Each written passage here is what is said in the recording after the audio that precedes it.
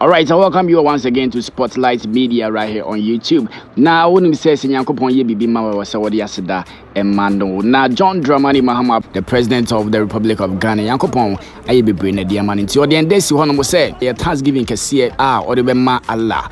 Ewo National Mosque Kanda, a Thanksgiving and prayer service. And then painful baby na be pimo hono mo Haruna Idrisu honorable and also aba hono mo General Mosquito and also ewo hono Baba Sadiq omunyina painful ni nyina no ehie mo hono mo de aseda so nkokwa koma Allah ewo National Mosque Kanda. National Chief Imam and so ebe pimo ewo ho Her Excellency the Vice President of the Republic of Ghana Nana Jane Opoku Ajiman.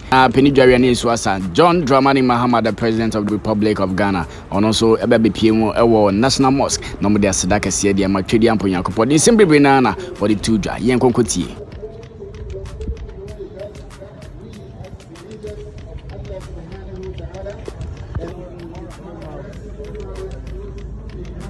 And by the time we come back, we will debate and approve them in the floor of Parliament. So one we cannot see that we might a longer time. But once the appointment committee is able to vet them and then the report is submitted to plenary on Tuesday, possibly, and I believe that on that day or the next day, we may take it and then I don't think that there will be any challenge. These three individuals who have been appointed have been deputy ministers, and they have been deputy ministers in the area. They have been elevated to serve as ministers. So they are not having to learn on the job. So I am very convinced that the vetting will be done within this week. By the time we receive the report, it would have been submitted to plenary. We have no doubt about this. President Mahama is going to deliver, and every single promise he made, we have no doubt. And as a Muslim, Allah says in the Quran that when two people make a promise, He, Allah, is the witness. So President Mahama is conscious of the promises he made. He is conscious of the fact that Allah said, as witness to the promise he made to the people of this country. And therefore, the 120 days promise he made, that he would do ABCD, I have no doubt and Allah will.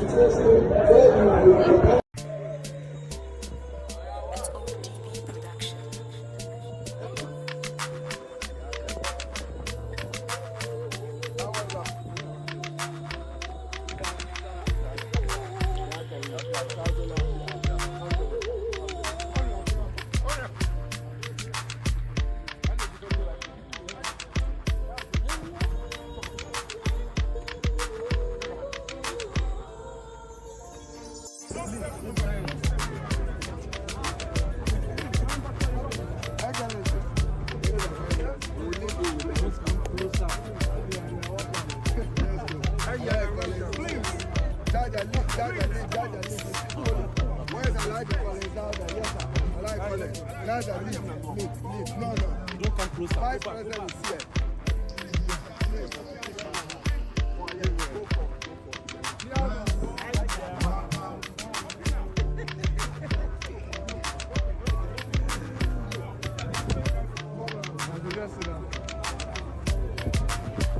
Let's welcome the Vice President of the Republic of Ghana, Professor Nana Jane.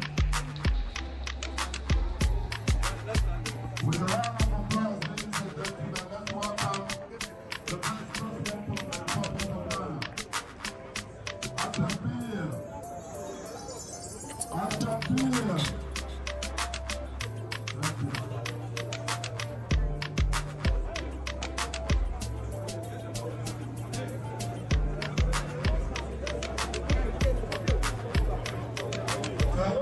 Thank you.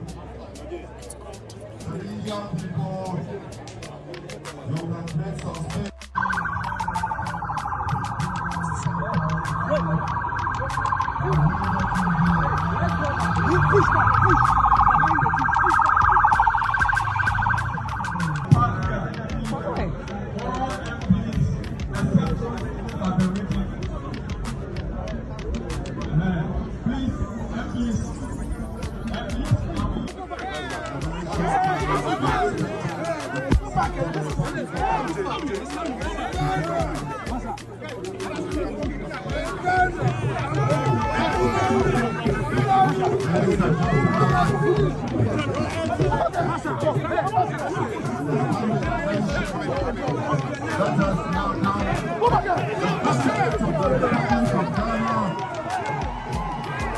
Excellency John Dramani Mahama. Atakir.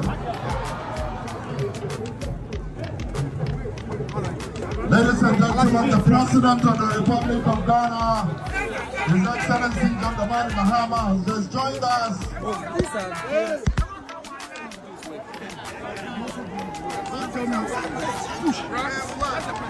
Atakir. Jamaa, say Atabama. His Excellency John Dramani Mahama.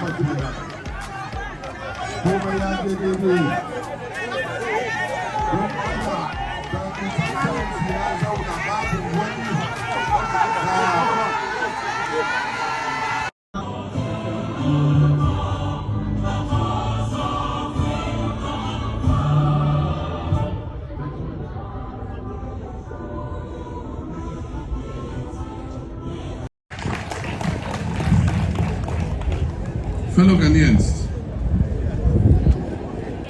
I use that intentionally. Fellow Ghanaians,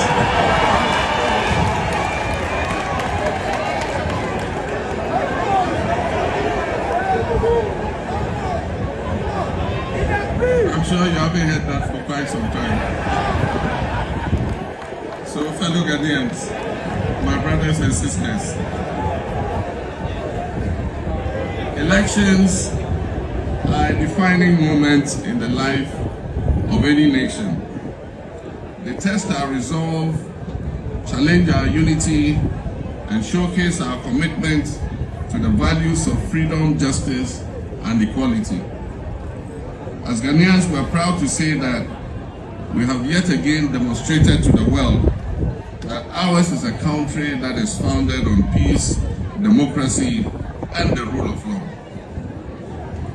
The success of this year's election is a victory not only for democracy, but also for Ghana's standing as a beacon of peace on the African continent. We're grateful to Allah for granting us the wisdom and patience to navigate this process without any significant upheavals. This achievement did not come by chance.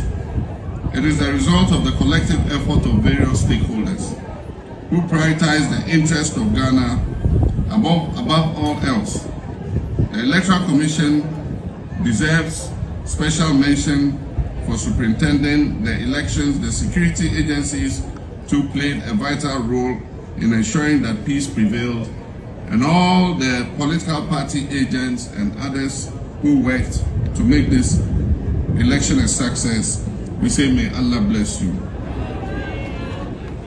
But above all this, success in this election is a testament to the power of prayer and the unyielding faith of the Ghanaian people. Our religious communities, Muslims, Christians, and others, all united in prayer and action, demonstrating that when we put our trust in Allah, He will always guide us to success. I wish to specifically commend the Muslim community for its remarkable contribution to this success we achieved. Our imams, chiefs, and elders were unwavering in their efforts to preach peace, unity, and tolerance during the electoral process. Your prayers, guidance, and advocacy for understanding were instrumental in ensuring that tensions were diffused and disputes were resolved amicably. Islam teaches us that leadership is a trust and that peace is essential for progress. By following these principles, the Muslim community has once again shown its dedication to national unity and development. Even though this election passed on peacefully, we must recognize that a few of our citizens lost their lives. My understanding is almost 5 of our citizens were killed in the process of the election. This is not the first time. In 2020, we know that 8 of our citizens were killed. If these continue and justice is not served, then what it does is it breeds impunity. And that's why, as a party, we have said that we must investigate and find out what led to these killings so that we can take action so that they don't happen again.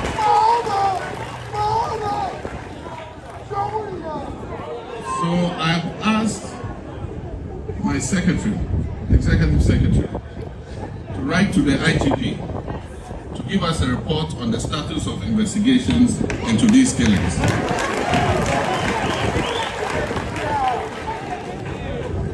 Justice must be done, and we also will ask the Attorney General when he takes office to determine fair and adequate compensation for the families of those who have lost their lives.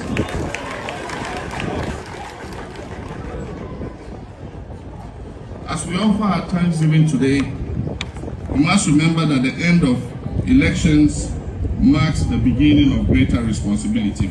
We promised to add one more holiday to the Eid al-Fitr.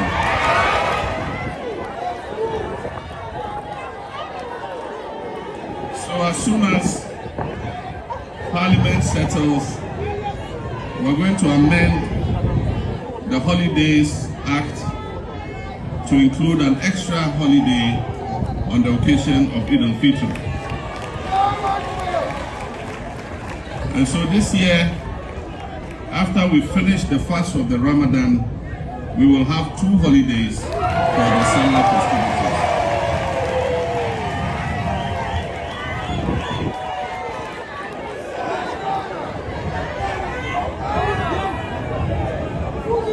We also promised to uphold the constitutional provision that Ghanaians are free to belong to any religion and to profess their religion. Professing our religion includes how we dress. And so in that vein, we will protect the right of Muslim women to wear their hijabs wherever.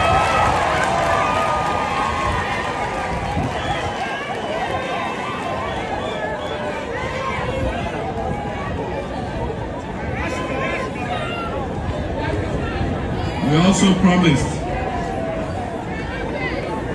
to provide more scholarships for students in deprived communities, especially the Muslim communities, to study 3 main subjects: medicine, so that we can have more doctors who are Muslim, to study law, and to study ICT, Information and Communications Technology.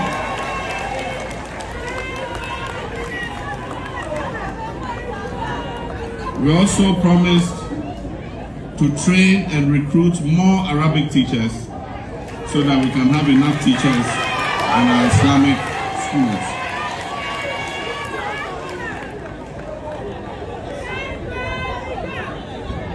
And then also, we promised to establish the Soyeya Fund, which will be a fund, a microcredit scheme that supports our mothers and fathers and brothers and sisters who live in deprived Muslim communities.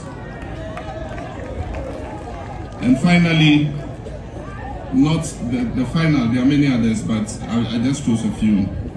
We also promised to introduce Islamic banking instruments in Ghana.